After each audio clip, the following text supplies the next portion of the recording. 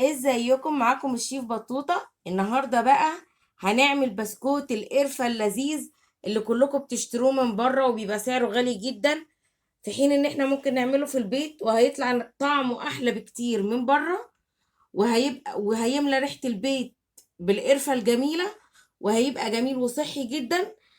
بصوا البسكوت معانا عامل ازاي. شايفين البسكوتة؟ بصوا، شايفين اللون متساوي وجميل طعمه.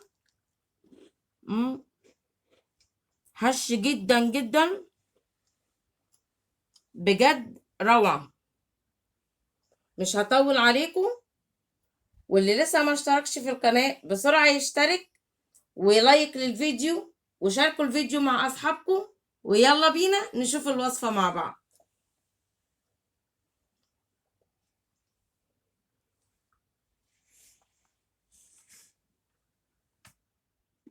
اول حاجة عشان نعمل البسكوت بتاعنا، عندنا 300 جرام دقيق خاص بالكحك والبسكوت. تمام. عندنا 90 جرام سكر بودر، عندنا معلقة كبيرة بيكنج باودر، رشة ملح،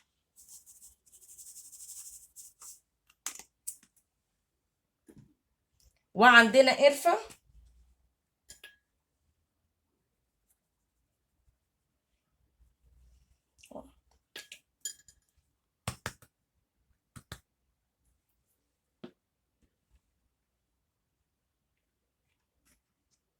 ونقلب كله مع بعضه كده.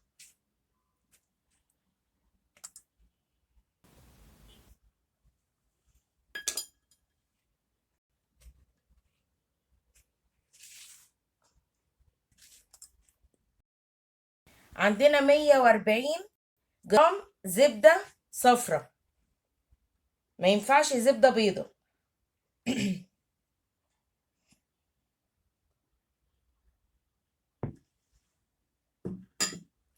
وهنبس الزبدة كويس جدا في الدقيق.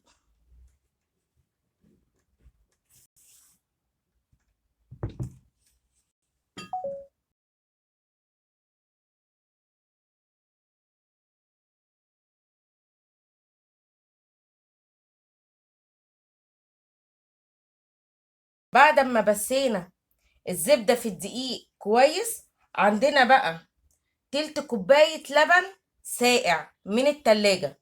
بسم الله الرحمن الرحيم. انا حطيت كده اول ربع،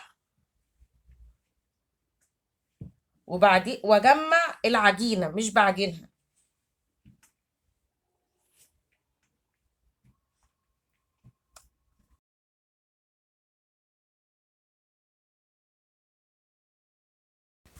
ادي العجينة اهي، ما شاء الله لمت معانا وبقت ممتازة. هنعمل ايه بقى؟ هنلفها في ستريتش او كيس بلاستيك، ونحطها في التلاجة لمدة نص ساعة قبل التشكيل، ونرجع نشكلها مع بعض. بعد ما سيبنا عجينة البسكوت بتاعتنا نص ساعة في التلاجة اهي كده بالشكل ده، هنبتدي بقى ناخد منها. هنقسم العجينة عندنا النصين، وعندنا بقى دقيق من اللي ما احنا مستخدمينه اللي هو بتاع الكحك والبسكوت. بسم الله الرحمن الرحيم. هنرش خفيف كده،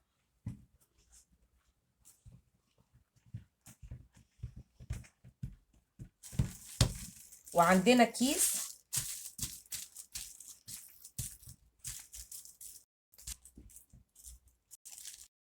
ونفردها كده بالنشابة. بسم الله الرحمن الرحيم.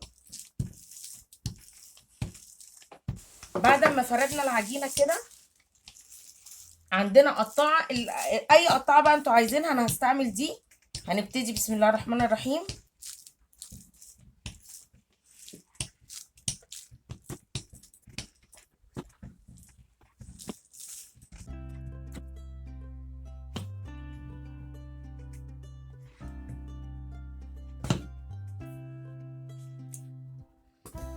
بصوا البسكوتة اهي عاملة ازاي وسمكها اهو بالشكل ده. طبعا القطاعة لازم تبقى برضو حاطينها في الدقيق قبل ما نقطع بيها. هنكمل بقى التقطيع كده مع بعض.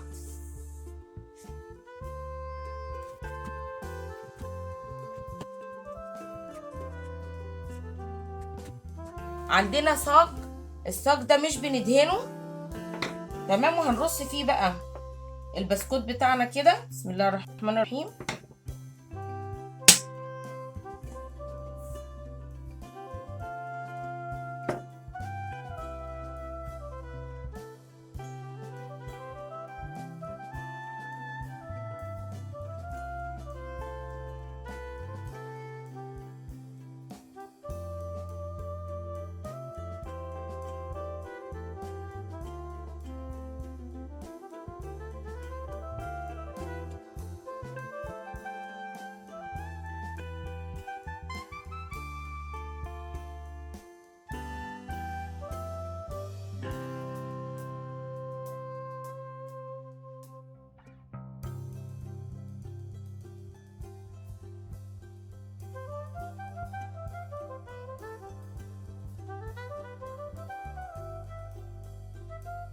بعد ما خلصنا تشكيل البسكوت بتاعنا كله، عندنا فرن مشغلينه على درجة حرارة 170. هنحط الرف الفوق، هنحطه لمدة 10 دقايق بس ونطلعه على طول. بعد ما دخلنا البسكوت بتاعنا 10 دقايق على درجة حرارة 170 طلعناه وبنسيبه لمدة ربع ساعة بره الفرن. وبعدين بنهدي النار على درجة الفرن بتاعنا على درجة حرارة 150، وهندخل البسكوت بتاعنا تاني لحد ما ياخد اللون المظبوط الذهبي الجميل ونطلعه.